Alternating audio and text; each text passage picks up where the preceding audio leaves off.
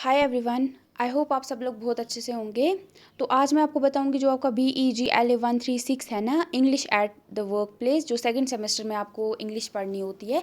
उसमें आपका कैसा पेपर था, क्या क्वेश्चंस पूछे गए थे। अभी जो दिसंबर 2021 वाले जो बच्चों ने एग्ज़ाम दिया है ना, जो अभी रिसेंटली हुआ, कोविड की वजह से थोड़ा डिले हो गया था, बट फिर आपका मार्च और अप्रैल में ये एग्ज़ाम कंडक्ट किया गया। ठीक है, तो उस पर आपको जो है आपका क्वेश्चन पेपर कैसा था, क्योंकि अभी नए से फिर बच्चों का और एग्ज़ाम स्टार्ट हो रहा है। उसके बाद वापस जनवरी में भी है, जून के बाद फिर जनवरी में वापस देना है बच्चों को। तो इसीलिए आपको थोड़ी सी हेल्प मिल जाएगी। तो सबसे पहले वही जो आपका क्वेश्चन पिछले साल जो क्वेश्चन पेपर था ना, जो पैटर्न वो था, वही वही जो पैटर्न है वही इस साल भी रहा आपका पैटर्न। ठीक है, कोई भी चेंजेस वगैरह नहीं आए, वही आप आगे भी आपका रहेगा पैटर्न। तो सबसे पहले सेम यहाँ पे आपको एक कॉलम दिया गया था, इसमें आपको कुछ दिए थे, कुछ ये दिए थे ना, वर्ड्स दिए थे, उनके आपको मीनिंग्स के साथ जोड़ना था। ठीक है, जैसे एग्रेसिव दिया गया था, तो जैसे कि behaving in a forceful way without caring about other people. उसी तरीके से हेक्टिक का, chronological, artifact, entrepreneurship, credentials, initiate, brain wave, feedback, dependable. ठीक है, तो ये वाले आपको पूछे गए थे, और इसमें से कुछ ऐसे भी थे जो आपके असाइनमेंट में से और जो आपका प्रीवियस ईयर क्वेश्चन पेपर है वहाँ से भी कुछ उठाए गए थे। तो आप देख सकते हो वहाँ पे भी कुछ थे, और ये बहुत ईजी थे। अगर आपने बुक को थोड़ा ही एक बार भी रीड किया होता, आपको ये कर सकते थे आप आराम से। यहाँ पे आपको जो साइड में इनके साथ इसको मीनिंग को आपको जोड़ना था। सेम अभी भी रहेगा आपका पैटर्न। उसके बाद आपको यहाँ पे पूछे गए थे बुक के अंदर से आपके, और ये भी यहाँ से बेसिकली यहाँ से ज़्यादा आपके असाइनमेंट में सवाल आए थे। असाइनमेंट में से जो थे आपके, जैसे अडेप्ट, एप्टीट्यूड, इंसेंटिव, एक्सेल और प्रोडक्टिव। ठीक है, इनको यहाँ पे इन सेंटेंसेस को आपको अपने सेंटेंसेस बनाने थे यहाँ पे। ठीक है, यहाँ पे आपको जो वर्ड्स दिए गए थे 5, आपको इनको अपने हिसाब से आपको इनका सेंटेंस बनाना था। फिर था आपको यहाँ पे जो एक्टिव वॉइस है, ये जो यहाँ पे 5 आपके, जैसे कि the people give the king a warm welcome, the Wright brothers build the first aeroplane. तो ये जो सेंटेंसेस है ये आपके एक्टिव वॉइस में है, तो इनको आपको पैसिव वॉइस में चेंज करना था। तो ये हो गया आपका। उसके बाद था आपका फिल इन द ब्लैंक्स। ठीक है, यहाँ पे आपको जो ये थे डेवलप की, जैसे जो करेक्ट फॉर्म है उसमें आप वो लगानी थी। ठीक है, जैसे ही dash a new application for this software, he developed a new. तो यहाँ पे आपको जो डेवलप है उसको क्या डेवलप लगना चाहिए, डेवलपिंग लगना चाहिए, डेवलप्ड लगना चाहिए। तो आपको सेंटेंस को ठीक करना था। ठीक है, जो जैसे इसका आता है ही developed a new application for this software. ठीक है, तो उसके बाद plans have to be properly dash not just designed. तो अगर डिज़ाइंड ईडी है तो इम्प्लीमेंट मत आएगा, इम्प्लीमेंटेड आएगा। तो plans have to be properly implemented not just designed. ठीक है, तो ये आपको यहाँ पे सबको ये करना था। तो ये आपको करने थे। उसके बाद यहाँ पे बहुत सारे आपको थे। ठीक है, बहुत सारे करने थे।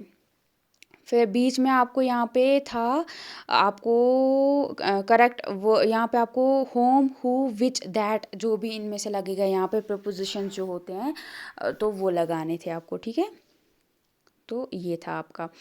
उसके बाद आपका आर्टिकल आपको लगाना था। ठीक है, आर्टिकल तो 3 ही होते हैं आपके, एन, अ और द में से जो लगेगा, द बोल रही हूँ सॉरी, जो तीनों में से जो लगेगा वो लगाना था। देखो, he walked in the rain without an umbrella. You जो है AIEOU वॉवल्स के साथ ही लगते हैं ना आपके आर्टिकल्स, तो ये आपको लगाना था। जो ये वाला आपका था, तो जो यू वाला है, यू के साथ हमेशा क्या लगता है, जो वॉवल्स के साथ जो है, सॉरी, वॉवल्स जो होते हैं उनके साथ आपका हमेशा एन लगता है। ठीक है, तो यू है, यू एक वॉवल, तो उसके साथ क्या लगेगा यहाँ पे, एन। ये तो वैसे आप बचपन से ही पढ़ते आ रहे हो इनके बारे में।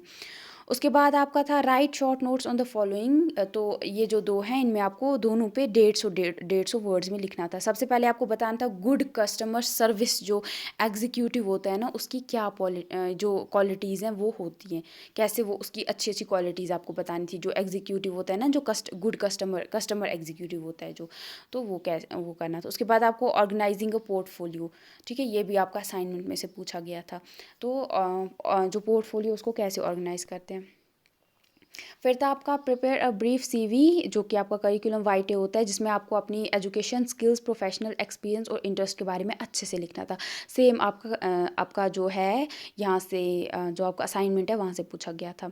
Right an official letter of application in response to an advertisement for the post of business analyst in a firm. तो एक बिजनेस एनालिस्ट के लिए आप अप्लाई करना चाहते हो उसकी पोस्ट के लिए एक फर्म में, तो उसके लिए आपको एक ऑफिशियल लेटर लिखना था।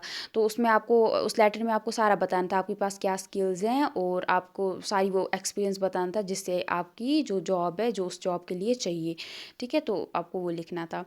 ये भी आपका असाइनमेंट में से थोड़ा इधर उधर किया था, बट आपका असाइनमेंट में से ही ये सवाल था। जो है ना, मतलब डायलॉग के बदले इन्होंने वो कर दिया, लेटर लिख दिया, लेटर में तब्दील कर दिया, वैसे था। और बुक के अंदर से ही पूछे हैं सवाल, बुक के बाहर से कोई सवाल नहीं पूछा गया है। As the head of research organisation you are interviewing candidates for the post of research officer. तो आपको एक, आप रिसर्च ऑर्गेनाइजेशन के हेड हो, और आप कुछ कैंडिडेट जो कि रिसर्च ऑफिसर की पोस्ट के लिए इंटरव्यू देने के लिए आए हैं, तो आप उनका इंटरव्यू ले रहे हो, लेना है आपको। तो आपको आपको कुछ 10 क्वेश्चंस पूछने हैं उनको, जो कि यहाँ पे लिखने थे आपको, जो कि आपको लगता है उस पोजीशन के लिए ज़रूरी हैं, और जिनका आंसर दे के फिर आप उनको पोजीशन दोगे। तो वो 10 सवाल जो है, जो इस पोस्ट के लिए ज़रूरी हैं, वो आपको बताने थे। उसके बाद आपको एक प्रेजेंटेशन बतानी थी किस पे, the essential qualities of a great leader. जो एक बहुत बड़ा लीडर होता है, ग्रेट लीडर होता है, उसकी जो एसेंशियल क्वालिटीज़ है उसके ऊपर आपको एक प्रेजेंटेशन देनी थी। ठीक है, तो ये हो गया। तो ये था आपका BEGLA 1 जो 36 है उसका इस साल का क्वेश्चन पेपर। तो इसके साथ मैं अब बाकी भी आपको बता दूंगी क्या क्या इम्पोर्टेंट जो आपके थे। आगे जो हैं आपके जो क्वेश्चन पेपर्स हैं उनके भी मैं जल्दी ही फिर आपके जो क्वेश्चन पेपर्स हैं वो अब आपको बताती रहूँगी, अपडेट वगैरह करती रहूँगी। और इसके साथ ही थैंक यू।